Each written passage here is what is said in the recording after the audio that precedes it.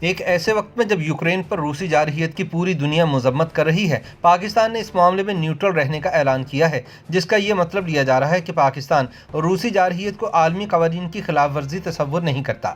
عالمی امور کے ماہرین کا ماننا ہے کہ امریکہ اب بھی دنیا کا طاقتور ترین ملک ہے، جو مشرقی یورپ میں روس کے بڑھتے ہوئے اثر و رسوخ کے خلاف یورپی یونین اور نیٹو کے ساتھ مل کر طاقت کا توازن برقرار رکھنے کے لیے کوشاں ہے۔ اس لیے حالیہ روس یوکرین تنازع کے بعد امریکہ کے مقابلے میں روس کے ساتھ کھڑے ہونا پاکستان کے لیے فائدہ مند نہیں ہوگا۔ بظاہر ماضی کے برعکس عمران خان کی زیر قیادت پاکستان کی سفارتی سوچ میں اب خاصی تبدیلی آئی ہے۔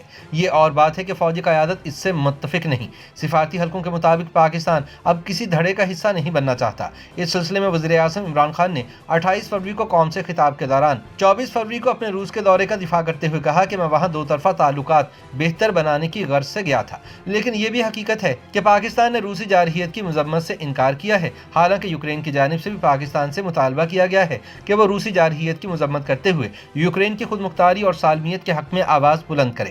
دوسری جانب ناقدین کا کہنا ہے کہ پاکستان کی بدقسمتی رہی ہے کہ ہم تمام بڑی طاقتوں کا ساتھ لے کر کبھی نہیں چل سکے۔ کبھی ہم سوویت یونین کو توڑنے میں امریکہ کا ساتھ دے کر روس کی مخالفت کرتے ہیں، اور کبھی اس وقت دورہ روس کر رہے ہوتے ہیں جب تمام عالمی طاقتیں روس کے خلاف محاذ کھول کر بیٹھی ہوئی ہیں۔ ان کا کہنا ہے کہ وزیر اعظم کا حالیہ دورہ روس تاریخی تھا، لیکن اس کی ٹائمنگ انتہائی غلط تھی، جس کی کئی وجوہات ہیں۔ سب سے پہلی وجہ تو روس اور یوکرین کے کشیدہ تعلقات ہیں، جو کہ وزیر اعظم پاکستان کی موجودگی میں کشیدگی سے بڑھ کر روس کی جانب سے یوکرین پر حملے میں تبدیل ہو گئے۔ اب یہ جنگ صرف روس اور یوکرین تک محدود نظر نہیں آ رہی، بلکہ روس کے مقابل پورا مغرب اس جنگ میں اترتا ہوا نظر آتا ہے، جس میں نیٹو سے لے کر یورپی یونین تک تمام ممالک شامل ہیں۔ یعنی روس کے مد مقابل یا مخالفین میں صرف امریکہ ہی شامل نہیں، بلکہ تمام یورپ اور G7 ممالک شامل ہیں۔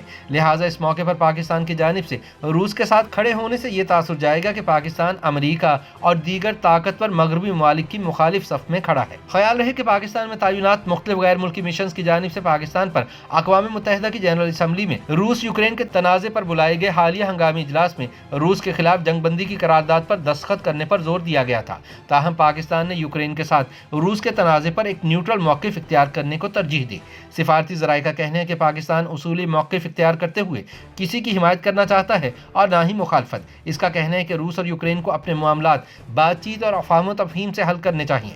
حکومتی حلقے اس فیصلے کو خوشائند سمجھ رہے ہیں کہ ماضی کے برعکس پاکستان کسی سیاسی دھڑے کا حصہ نہیں بن رہا، لیکن پاکستان کا ایسا کرنا ایک حیران کن عمل بھی ہے، کیونکہ اس سے پہلے اس نے خطے میں سیاسی دھڑوں کا کھل کر ساتھ دیا، جبکہ ان کا ساتھ دینے کا براہ راست اثر پاکستان کی معیشت اور ملک میں شورش کی شکل میں سامنے آیا۔ نتیجتاً پاکستان کو ایک وقت میں بین الاقوامی طور پر تنہا کیے جانے کا خطرہ بھی رہا۔ اب سوال پیدا ہوتا ہے کہ پاکستان یوکرین اور روس کے معاملے پر نیوٹرل کیوں ہے؟